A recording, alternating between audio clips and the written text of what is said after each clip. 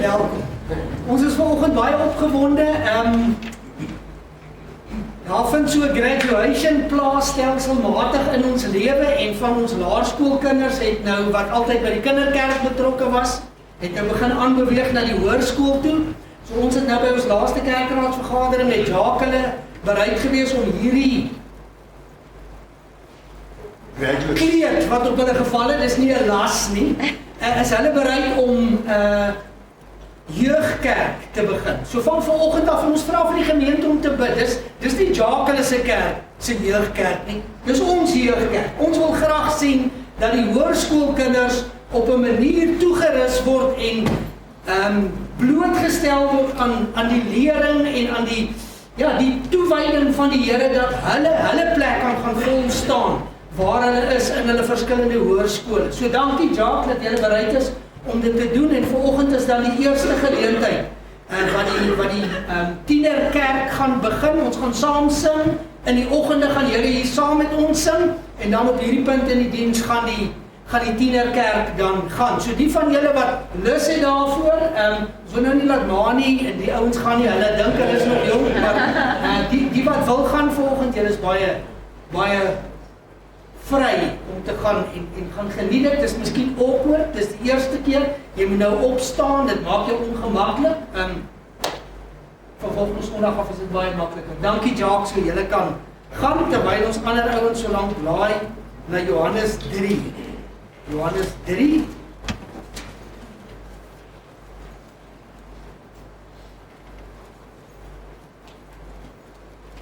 Hierdie is hier sekerlik een van die heel bekendste gedeeltes in die hele Bybel. Ons vind definitief die vers wat die meeste gekwoteer is in die geskiedenis van die kerk in hierdie gedeelte. Maar dit is waar Jesus met Nicodemus gesels. Nou Nicodemus was 'n wetgeleerde. Hy was opgevoed van kleinstyd af. Hy het na die rabbi skool toe gegaan. Hy het feitelik die hele Ou Testament woord vir woord uit sy mond uit geken. Hy het al die wette onderhou wat vir hom enigstens moontlik was. Hy het alles gedoen wat van 'n goeie mens verwag word. En tog een aand, toe kom hy na Jesus toe en kom ons lees saam Johannes 3. En daar was 'n man uit die Fariseërs met die naam van Nicodemus, 'n owerste van die Jode.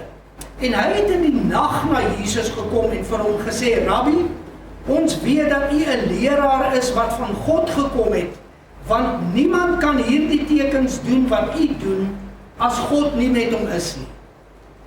Jesus antwoord en sê vir hom: Voorwaar ek sê vir jou, as iemand nie weergebore word nie, kan hy die koninkryk van God nie sien nie. Nicodemus sê vir hom, hy vra hierdie vraag, hy sê: hoe kan 'n mens, as hy oud is, gebore word? Hy kan tog nie 'n tweede keer in die skoot van sy moeder ingaan en gebore word nie? Jesus antwoord: Voorwaar ek sê vir jou, as iemand nie gebore word uit water en die Gees nie, kan hy in die koninkryk van God nie ingaan nie. Wat uit die vlees gebore is vlees, en wat uit die Gees gebore is gees. Moenie jou verwonder dat ek vir jou gesê het, julle moet weer gebore word nie. Die wind waai waar hy wil, en jy hoor sy geluid, maar jy weet nie van waar hy kom en waarheen hy gaan nie. So is elkeen wat uit die Gees gebore is. Nicodemus antwoord en sê vir hom: hoe kan hierdie dinge gebeur? Jesus antwoord en sê vir hom: jy is die leraar van Israel en jy weet hierdie dinge nie? Voorwaar ek sê vir jou, ons spreek wat ons weet en ons getuig van wat ons gesien het, en julle neem ons getuienis nie aan nie. As ek julle van die aardse dinge vertel en julle glo nie, hoe sal julle glo as ek julle van die hemelse vertel? En niemand het opgevaar in die hemel nie, behalwe hy wat uit die hemel neergedaal het, naamlik die Seun van die mens wat in die hemel is. En soos Moses die slang in die woestyn verhoog het, so moet die Seun van die mens verhoog word, sodat elkeen wat in hom glo nie verlore mag gaan nie, maar die ewige lewe kan hê. Tot hier het Jesus 'n teologiese gesprek met een van die gezaghebbende teoloë van die dae in Jerusalem, en die gevolgtrekking waartoe hy kom en Jesus kom hier is, hy verstaan nie. Nicodemus verstaan nie. Hy het nie 'n idee wat Jesus vir hom sê en probeer sê nie. En dan vers 16, en hier is die opsomming, hier is die eenvoud van die evangelie. Jesus het met hom gepraat as 'n teoloog, as 'n rabbi teenoor 'n rabbi, en toe besef Jesus, maar dit werk nie. Dis 'n baie ingewikkelde gesprek wat Jesus gehad het. Ek dink julle sal met my saamstem, van die wind wat waai in die eerste geboorte en die tweede geboorte, en al hierdie dinge wat gebeur, Moses wat die slang opgehef het, maar dit gaan bo oor Nikodemus, hy verstaan nie wat Jesus besig is om te sê nie. En dan kom hierdie wonderlike gedeelte van die eenvoud van die evangelie, so maklik dat 'n laerskoolkind, selfs jonger as 'n laerskoolkind, hierdie teologiese gesprek wat Jesus gehad het, som hy hier op, en hy sê vir hom hier in vers 16, hy sê, want so lief het God die wêreld gehad, dat hy sy eniggebore seun gegee het, sodat elkeen wat in hom glo, nie verlore kan gaan nie, maar die ewige lewe kan hê. Dis die samevatting van hierdie hele teologiese redenasie. So eenvoudig, so maklik. So lief het God die wêreld gehad, dat hy sy eniggebore seun gegee het, sodat elkeen wat in hom glo, nie verlore mag gaan nie, maar die ewige lewe kan hê. Dan vertel Jesus 'n bietjie verder, brei uit. Want God het sy seun in die wêreld gestuur, nie om die wêreld te veroordeel nie, maar dat die wêreld deur hom gered kan word. Hy wat in hom glo, met ander woorde, hy wat in Jesus glo, hy wat in God glo, word nie veroordeel nie, maar hy wat nie glo nie, is alreeds veroordeel, omdat hy nie geglo het in die naam van die eniggebore seun van God nie. En dan gaan Jesus aan en hy sê, dit is die oordeel, dat die lig, met ander woorde, dat Jesus, dat die lig in die wêreld gekom het, en die mense het die duisternis liewer gehad as die lig. Hoekom? Want hulle werke was boos. Mense kies die slegte, want hulle hart is boos. Ons volg ons hart. Die Here Jesus sê vir ons in Matteus 6, waar jou hart is, daar sal jou skat wees. Hulle werke was boos, want elkeen wat kwaad doen, haat die lig en kom nie na die lig nie, dat sy werke nie bestraf mag word nie, maar hy wat die waarheid doen, kom na die lig, sodat sy werke openbaar kan word, dat hulle in God gedoen is. Ek wil graag vanoggend met julle praat oor die eenvoud van die evangelie. Johannes 3 vers 16, wat Jesus nadat hy sien Nikodemus verstaan nie hierdie ding nie, kom hy hier tot die gevolgtrekking. Hy sê vir hom, want so lief het God die wêreld gehad, dat hy sy eniggebore seun gegee het, sodat elkeen wat in hom glo, nie verlore mag gaan nie, maar die ewige lewe kan hê. Dis die opsomming wat Jesus gee vir Nikodemus, hierdie wetgeleerde, hierdie owerste van die Fariseërs. Want hy het agtergekom, Jesus het agtergekom terwyl hy met Nikodemus praat. En ons moet onthou, Nikodemus was baie eerlik en opreg toe hy gekom het. Hy het in die nag na Jesus toe gekom. Hy wou nie die dag gekom het, laat die ander sien, hy kom praat met Jesus nie, hy het gewag tot niemand hom gaan sien nie, en toe het hy gekom na Jesus toe, maar daar was hierdie dringendheid in sy hart, want hy sê, hy kyk hoe Jesus lewe, wat hy leer, wat hy doen, en hy het tot die gevolgtrekking gekom, dat dit alleen iemand is wat God gestuur het, wat dit kan doen, en hy wil kom hoor by Jesus, hoe word ek deel van hierdie koninkryk van U? So hy was 'n verwarde godsdienstige man, want hy het groot geword, hy het al hierdie goed geleer. Ons onderhou die wet, ons is almal besny, die mans is besny tot 8 jaar is, ons 8 dae oud is, ons is deel van Israel, ons is God se volk, hy het ons uitverkies, hy het nie geweet wat om meer te doen nie, hy het geglo, hulle is absoluut die uitverkore deur God, dis net hulle wat God lief het, dis net in hulle wat God belangstel, God het die wêreld geskape, spesifiek net vir die Israeliete, vir die Hebreërs, die Hebreëse mense, die Israeliete, om te kan lewe. Die ander is maar net daar om die plek vol te laat lyk en kos te plant en al hierdie ander goed, maar in hulle gedagte was dit, it's all about me, dis ons is, we are God's gift to mankind, is die gevolgtrekking waartoe 'n Jood gekom het. En Jesus kom en sê vir hom toe, hy sê, wat moet ek doen, dat U 'n werklikheid word in my lewe? Toe sê Jesus vir hom, jy moet weergebore word. En toe verstaan hy dit nie, hy het dit glad nie net verstaan nie, en toe, dan gaan Jesus aan in daardie eerste gedeelte, Jesus verduidelik hierdie nuwe geboorte, hy vergelyk dit met 'n tweede geboorte, 'n watergeboorte, 'n geesgeboorte, soos die wind wat waai waar jy wil, jy kan dit nie keer nie, die gees van God werk soos wat hy wil, en Jesus kom en hy verduidelik hier die nuwe geboorte, en hy sluit daarby in die belofte van die ewige lewe, die nuwe lewe wat hy sal ontvang, maar Nicodemus verstaan dit nog steeds nie. En toe kom Jesus en hy sê vir hom so eenvoudig, want so lief het God die wêreld gehad, dat hy sy eniggebore seun gegee het, sodat elkeen wat in hom glo nie verlore mag gaan nie, maar die ewige lewe kan hê.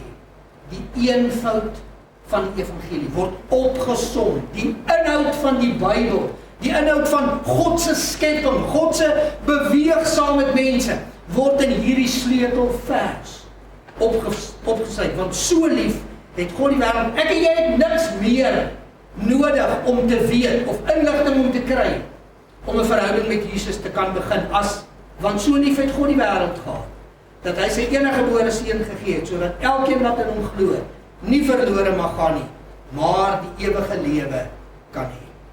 En net so is dit my en jou taak, as kerk, as liggaam van Christus, om die evangelie so maklik en so duidelik en so eenvoudig as moontlik aan die wêreld daar buite te kan gaan vertel.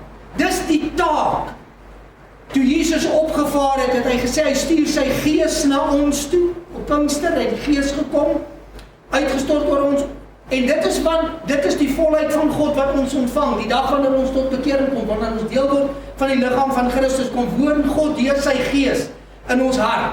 En van daaraf is ek en jy die hande en die voete en die mond van Jesus. En van daaraf is dit ek en jy wat moet gaan, Jerusalem, Judea, Samaria en tot aan die uiterstes van die aarde, om te gaan vertel, so lief het God die wêreld gehad, dat hy sy eniggebore seun gegee het, sodat elkeen wat in hom glo nie verlore mag gaan nie, maar die ewige lewe kan hê. En kom ons wees nou eerlik, baie van ons was al baie keer in die kerk, ek hoop nie hier sit regtig aan die orde van die dag nie, maar baie van die ander kerke, ons is jare in die kerk, en as hulle sê so, wat beteken die evangelie, wat is die doel van die kerk, en sê, ja, het is bietjie moeilik, ek het nie gaan teologie studeer nie, ek weet nie hoe om vir iemand te sê, hoe kom hy van die duisternis tot die lig? Terwyl dit so eenvoudig is, en dis wat Jesus hier vir Nicodemus sê, hy sê, Nicodemus, ek het hier op 'n teologiese vlak met jou gesels, maar ek het gesien dit het verby gegaan. Dit is nie 'n ingewikkelde teologiese ding nie. Dis baie eenvoudig. Die evangelie is so eenvoudig, soos Johannes 3 vers 16. En Jesus help hierdie verwarde, godsdienstige leier om te verstaan wat dit beteken om verlossing van God te ontvang. In die eerste plek sê Jesus hier vir hom, hy sê verlossing begin met God se liefde. Want so lief het God die wêreld gehad. Verlossing begin met God se liefde. Daar's niks wat ek en jy kan doen om gered te word. Dis God wat dit alles vir ons gedoen het. Dis God se liefde, dis God se hart, sy Vader hart. Hy wat ons geskep het, dis sy hart, dat ek en jy hom sal leer ken, dat ons deel sal word van sy koninkryk. God se liefde moet ons besef, en ek dink dit was een van die goed waarmee ou soos Nicodemus geweldig gesukkel het. God se liefde is omvattend en is insluitend, want hy sê, so lief het God die wêreld gehad. Tot op hierdie stadium het Nicodemus gedink, so lief het God die Jood gehad. En vir hom is dit baie anders, om te besef, dis die wêreld. God sê vir hom, nee, Nicodemus, jy is deel van die wêreld, maar jy is nie die wêreld nie. God se liefde is omvattend en insluitend. Ons kan nie God se liefde verstaan nie. Hoekom sal hy sy seun na hierdie aarde stuur, om aan 'n vloekhout te sterf, dat ek en jy vrede met hom kan hê? Dit gaan ons verstand te bowe, want ons sal dit nie doen nie. Ek en jy sal dit nie doen nie. Nie vir mense wat ons weet voor die tyd, hulle rug op my sal draai nie, wat my nie sal herken nie. En ten spyte van dit alles is God se liefde omvattend en is insluitend. Dit sluit almal in. Ons het dit vanoggend gesing, elke volk, elke taal, elke nasie. Almal. Niemand het nodig om buitekant die verlossing van die Here Jesus te sterf nie. Hy het gekom want hy sê, so lief het God die wêreld gehad. Hierdie verlossing, hierdie liefde van God die Vader, dit begin by die kruis van die Here Jesus. En van daar af vloei dit uit na die hele wêreld, oor die laaste meer as 2000 jaar. Sy liefde is tot beskikking, en dit sê hy vir Nicodemus, van elke sondaar. Nie net die Israeliet nie. God se liefde is tot beskikking van elke sondaar. Kan jy jou dit indink, dat God het elke mens onbegryplik lief? Ons sê dit vir onsself. Maar kan 'n ou dit verstaan? Kan jy dink dat God die mens so lief het, dat sy liefde teenoor 'n mens nie kan verander nie? Hy kan nie liewer word vir jou as wat hy is nie. Hy het nie party mense meer lief as ander nie. Hy het die wêreld, so lief het God die wêreld, al die mense daar. Ons dink partykeer in ons gedagtes met 'n verwronge teologie, die dag wanneer ek deel word van die liggaam van Christus, as ek tot bekering kom, moet God my liewer hê as wat hy my gehaat het toe ek 'n sondaar was. Nee, hy kan my nie liewer hê nie. Van voor die voorlegging van die aarde, sê die Bybel vir ons, hy het ons lief gehad met 'n ewige liefde.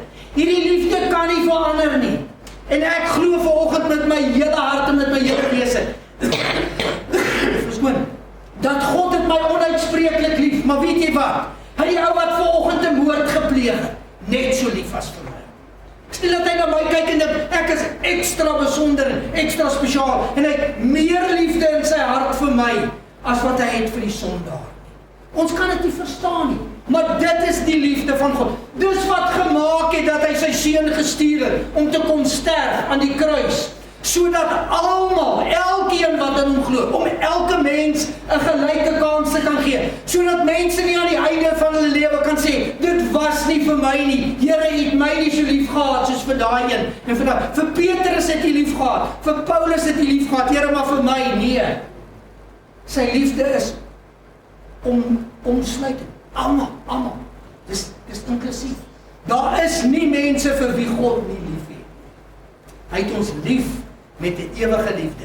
En dit is wat ek en jy moet besef. Dis deel van die eenvoud van die evangelie, is dat verlossing begin met God se liefde. Dis nie wat ek en jy kan doen nie. Dis nie wat Nicodemus kon doen nie. Hy kon die hele Ou Testament opsê uit sy kop uit. Great. Dit het nie sy saligheid verander nie. Hy het sy almoses gegee, dit het niks aan sy saligheid verander nie. Hy het gereeld gevas, dit het niks aan sy saligheid verander nie. Want dit gaan oor God, dit gaan nie oor my nie. Jy hoor baie keer mense wat sê, ja, nee, ek wil eendag nog tot bekering kom, ek wil graag my lewe regkry met die Here, maar ek moet eers, ek moet dit, ek moet nog dit, ek moet dit los, ek moet... Nee, God se liefde is omvattend en insluitend. Dis juis vir ons sonde, en juis vir ons tekortkominge, en juis vir ons slegte, vuil lewe wat hy gesterf het. Tel nie ons maak ons self skoon en sê, Here, ek het nou my beste gedoen, doen U nou maar net die res. Nee, hy kom en hy verander alles. Want die eenvoud van die evangelie is, God is liefde. Sy verlossing het begin uit sy hart, met liefde vir my en jou, en ek en jy kan niks daaraan doen, om sy liefde vir ons meer te maak, of om sy liefde vir ons minder te maak. Hy het ons lief met 'n ewige liefde. En hierdie liefde van hom is beskikbaar vir elke sondaar. Sy liefde reik uit na almal, na my en ook na jou. Kan ek vir julle lees 2 Petrus 3 vers 9? Sê die Here vertraag nie die belofte soos sommige dit vertraging ag nie, maar hy is lankmoedig oor ons en wil nie hê dat sommige moet vergaan nie, maar dat almal tot bekering moet kom. Dis God se hart. Dis hoekom hy 'n God van liefde is. Dis hoekom hy sy seun gestuur het om te sterf aan die kruis vir my. Want hy wil hê dat almal tot bekering moet kom. Dis wat Petrus vir ons sê, Jesaja 1 vers 18. Sê Jesaja vir ons, terwyl hy vooruit kyk na die kruis van die Here Jesus, hy sê, kom nou, hy sê, God sê, kom nou, en laat ons die saak uitmaak, sê die Here. Al was julle sonde soos skarlaken, dit sal wit word soos sneeu, al was dit rooi soos purper, dit sal word soos wol. Sy liefde kom maak ons skoon. Ek hoef nie eers my hande te was en te probeer kyk wat kan ek doen, voor die tyd eers gaan restituisie doen en al hierdie goed regkry en dan sê Here nou is ek aanvaar. Hy sê nee. Hy sê kom laat ons die saak uitmaak. Psalm 103 vers 12 sê vir ons, so ver as wat die ooste verwyderd is van die weste, so ver verwyder hy ons oortredinge van ons. Dis net 'n God van liefde wat dit kan doen. Ons onthou, ons vergewe, maar baie keer jare daarna nog, dan dink ons aan insidente. En daar's niks meer in ons hart nie. Maar daar hierdie ou my te nagekom. Daar hy God sê, wanneer hy ons vergewe, hy vat ons sonde so ver soos die ooste van die weste. Daar is ons nie 'n einde aan die ooste nie, daar is ons nie 'n einde aan die weste. Hy vat dit so ver weg, dat hy sonde verdwyn. Dis 'n God van liefde. Dis die eenvoud van die evangelie. Ons verlossing is gebaseer op 'n liefdevolle God, want as hy sê, bring jou sonde na my toe, dan vat ek dit weg. Ek vat dit weg.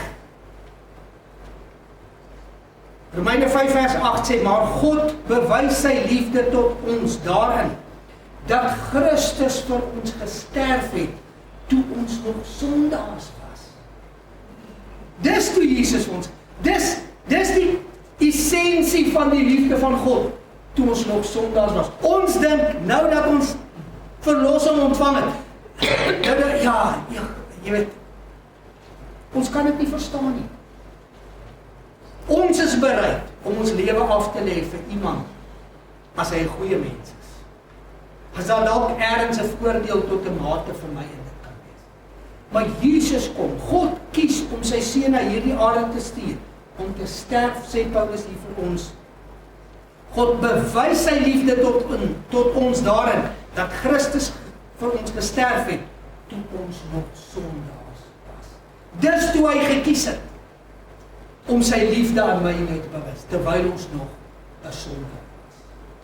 Die eenvoud van die evangelie, is dit berus op die liefde van God. Verlossing begin met God se liefde.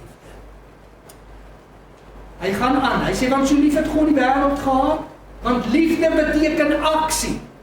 Dit help nie ek sê vir Karen, ek is baie lief vir jou, maar ek doen niks vir haar nie, ek stel nie belang nie, ek spandeer nie tyd saam met haar nie. Ons is later vreemdelinge vir mekaar in dieselfde huis, maar ek sê vir elke oggend en elke aand en dalk nog deur die dag op, my vrou, ek is lief vir jou. Nou altyd gaan sy sê, man, stamp jou kop teen die muur. Ergens is iets fout. So lief het God die wêreld gehad, dat hy sy eniggebore seun gegee het. Dis wat liefde doen, dit gee. Ek is lief vir haar, ek help haar, ek was skottelgoed. Ek pak die skottelgoedmasjien uit, ek plak dit nie meer in nie, want ek kan dit nie.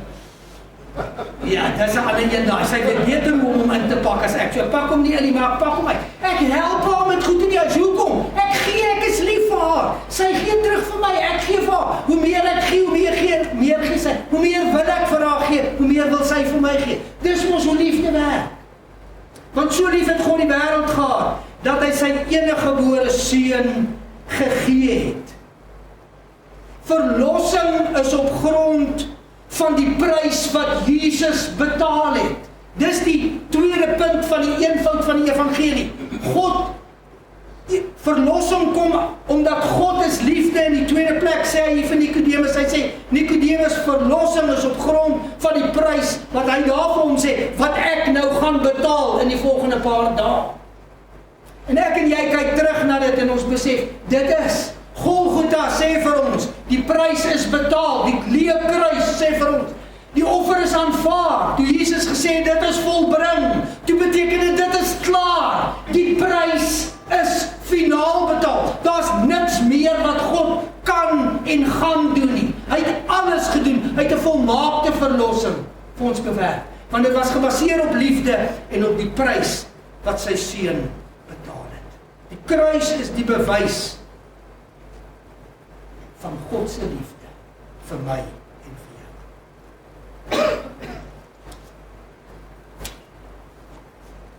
As jy vergeet van Johannes 3 vers 16, dan kan jy ook altyd 1 Johannes 3 vers 16 gaan lees. 1 Johannes 3 vers 16 sê vir ons, hieraan het ons die liefde leer ken, dat hy sy lewe vir ons afgelê het. Is dit nie wonderlik? Hy het sy lewe vir ons afgelê. 1 Johannes 4 vers 9, hierin is die liefde van God tot ons geopenbaar, dat God sy enige gebore seun in die wêreld gestuur het, sodat ons deur hom kan lewe. Die prys wat hy betaal het, maak dit vir my en jou moontlik dat hierdie verlossing ons deel kan wees. Romeine 5 vers 6, want toe ons nog swak was, het Christus op die regte tyd vir die goddelose gesterf. Wonderlik. God het die prys betaal op Golgotha deur die lewe van sy seun te gee in die plek van my lewe en in die plek van jou lewe. Aan daardie kruis en uit daardie liggaam het daar genoeg liefde gevloei om elke sondag op aarde te red. Was 'n lied wat ons sing dit baie keer van Chris Tomlin, en een van die goed wat my bybly hier op 'n Sondag as ons dit sing, hy sê the cross was enough.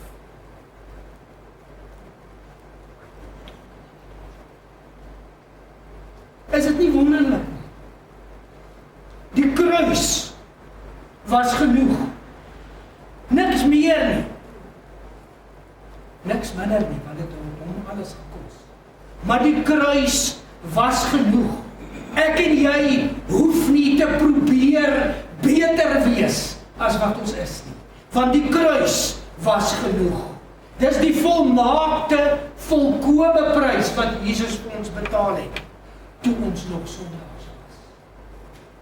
Hy het hierdie volmaakte prys vir ons kom betaal. En ek dink hier begin Nikodemus dit verstaan. Ek dink vir hom raak dit hier 'n bietjie beter, dat hy besef, hy is godsdienstig, maar wat het hy geleer uit sy godsdienstigheid? Sy godsdienstigheid kan hom nie red nie. Hy hoor die beste nuus. God is lief vir hom. Miskien was dit nie heeltemal vir hom so great om te hoor, God is net so lief vir die Samaritane en vir die Filistyne en vir die Edomite en al die ouens wat sy vyande was, wat van kleinstyd af in die pa gesê, dis die vyand, as ons hulle sien, ons wil hulle doodmaak. Ons het vroeër jare, ons het hulle doodgemaak in hulle hordes, duisende, honderde duisende van hulle. Hulle moet pas op, God is aan ons kant. En hier besef hy, God is aan ons kant. Want God is lief vir almal. Maar hy hoor die beste nuus, God is lief vir hom. Hy kom tot die gevolgtrekking in daai oomblik, glo ek, nadat hy geworstel het vir baie jare in sy lewe, nadat hy Jesus gesien het, het hy daar tot die gevolgtrekking gekom, dit wat die wet nie vir my kan doen nie, want hy het alles probeer, dit wat die wet nie vir my kan doen nie, dit kan genade vir my doen. Is daar al iets waarmee jy so gesukkel het, dat jy dit net nie kan doen nie? As dit 'n swaar ding is, ek kan onthou, ek het so groot saag, elektriese teelsaag, en hy staan in my garage op 'n kas, en ek het hom baie kere al afgehaal, en teruggesit, en afgehaal, en teruggesit van tyd tot tyd, soos ek het nodig gehad het. Maar so 'n tydjie terug, so 3 jaar, 2 jaar terug, toe haal ek hom ook af, en dit was nou nogal redelik maklik geweest om hom af te haal. En nou moet ek so op my tone amper gaan staan om hom bo op te kan sit toe ek klaar is. En om dit, weet jy, en daar staan ek met hierdie saak. En ek kry hom net, nee man, wat so nonsens is dit? Ek het dit altyd gedoen. Ek het dit gedoen, ek het hom daar opgekry, ek het hom daar opgekry. En ek het hom al laat sak. Toe staan hy daar tot iemand gekom en toe sê, kan jy vir my help om daar te kom? Ons almal het al so ding gehad, dat ons wou iets doen, maar ons kan nie, en hier ontdek Nikodemus. Die wet, wat ek gedink het my gaan losmaak. Dis iets beter, genade. Genade gaan my lewe verander. Genade gaan my help, nie fisies nie, om daai ding wat vir my onmoontlik is, daar te kan sit. Ek kan probeer soveel as wat ek kan, soveel as wat ek kan. Ek het iemand anders gehad om aan die ander kant te kom, te vat en poep. Jy is seker net bietjie moeg daai dag, want kyk hoe maklik gaan dit nou dat jy toe is. Dis die waarheid. As iemand anders kom en my las kom vat, toe word my las. Dis dieselfde wat Jesus kon sê, kom na my toe. Almal wat vermoed en las. Kom laai dit af by my. Want ek gee vir jou lewe. Ek het my lewe vir jou afgelê.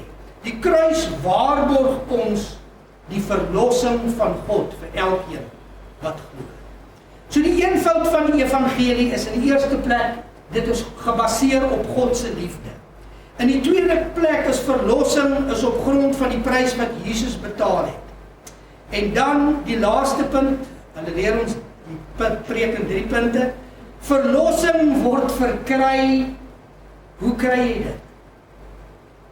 Sodat elkeen wat in hom glo. Nie elkeen wat meer doen nie, elkeen wat meer gee nie, elkeen wat meer wat ook al doen nie, elkeen wat in hom glo, nie verlore mag gaan nie, maar die ewige lewe kan hê. Die wat in hom glo. Vir Nicodemus moes dit die beste nuus gewees het, want hy was godsdienstig, maar hy's verlore. En in 'n oomblik se tyd besef hy, Jesus gee hom die versekering dat hy wel gered kan word. Al wat hy moet doen is, sy geloof nie meer plaas in sy godsdienst nie, sy geloof nie meer plaas in wat hy doen nie, nie meer sy geloof plaas in wat hy dink is reg nie, hy moet sy geloof vat en dit in Jesus plaas, in die kruisdood en in die liefde van God. Hy moet sy geloof daarin plaas. Sy verlossing sal deur geloof in Jesus wees. Dit moes vir hierdie ou, daai wat hom sê hierdie light bulb moment gewees het, om te sê, wow, regtig, so eenvoudig. Ja, regtig, so eenvoudig. God is liefde, hy initieer alles. God stuur sy seun om te sterf aan die kruis vir jou en my, so eenvoudig. Hy sê, al wat moet gebeur, is ek en jy moet kies om ons geloof in hom te plaas. En weet jy wat gebeur? Nie verlore gaan nie, maar die ewige lewe. Dis dit nie eenvoud? Die eenvoud van die evangelie. Dis mind-boggling, dat mense dit nie verstaan nie. Dat mense dit nie kan oordra aan ander mense nie. Dit is so eenvoudig. Dis nie deur werke nie, dis deur geloof alleen. Hier dieselfde verlossing waarvan Jesus hier met Nicodemus gepraat het, wat Johannes neergeskryf het. Hier dieselfde ondervinding, hier dieselfde verlossing is steeds vandag beskikbaar vir die sondaar en verlorene daar buite. Miskien sit jy hier binne. Miskien is jy ou soos Nicodemus wat deur kerk probeer vrede maak met God. Wees dan bly dat jy hier is vanoggend. Want ek kan vir jou sê, met alle oortuiging van die skrif, dit is nie die oplossing nie. Jesus alleen is die oplossing. God se liefde, God se prys wat hy deur sy seun aan die kruis betaal het, is die volmaakte oplossing vir ons sondeprobleem. Al wat ek en jy moet doen, is ons moet dit aanneem in geloof. Ons moet dit glo en ons eie maak deur geloof. Dis wat ons moet doen in die kerk, dis waarvan ons seker moet wees. Dit is wat ek en jy moet uitleef na buite. Dat God se liefde het ons harte en ons lewens kon verander, deur die lewe van sy seun uit te lewe en hom te reflekteer na die wêreld daar buite. En dan is dit die boodskap wat ek en jy moet vat na die wêreld hier buite. Dis nie 'n moeilike, dis 'n eenvoudige, maklike boodskap wat ek en jy het om uit te dra aan die mense daar buite. Ons vertel vir hulle, God is lief vir hulle. Ons vertel vir hulle, God het deur sy seun aan die kruis die prys betaal om ons los te koop. En dit word ons en ons ontvang vergifnis. En ons word deel van die koninkryk van God deur geloof in hom alleen. Ek wou sê, voilà, dis so maklik. Ons wil dit ongelukkig baie keer dink ek kompliseer. Ek weet nie hoekom nie. Ons wil dit moeilik. Dit is nie. Die evangelie is in eenvoud. Geloof en verlossing in Jesus is so maklik, soos God is liefde, Jesus het vir my gesterf, ek moet dit glo. Kom ons gaan as die liggaam van Christus.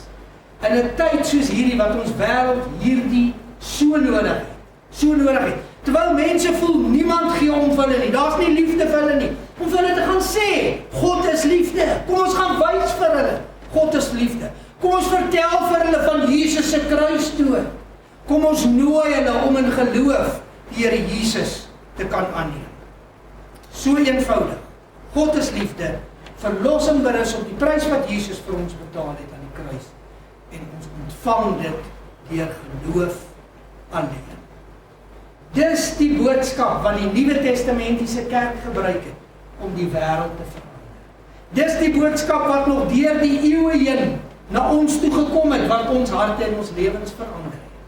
En tot op die dag van die wederkoms van die Here Jesus is dit die enigste boodskap wat mense sal bring op 'n punt om te besef, niks wat ek doen is goed genoeg nie. Ek kan myself nie aanvaarbaar maak vir God nie. God is liefde. Hy het my lief, oneindig lief. So lief dat hy sy seun gegee het in my plek. Dat hy vir my gesterf het en dat ek deur dit te glo die ewige lewe kan ontvang. Kom ek en jy gaan verander ons wêreld saam met God en sy Gees as ons hierdie boodskap uitdra. Ons pas dit eers toe in ons eie harte in, maar dan gaan dra ons hierdie boodskap uit. Maklik. God is liefde, Jesus sterf aan die kruis, ek maak dit my eie deur geloof. Dis al wat ek hier hoef te sê.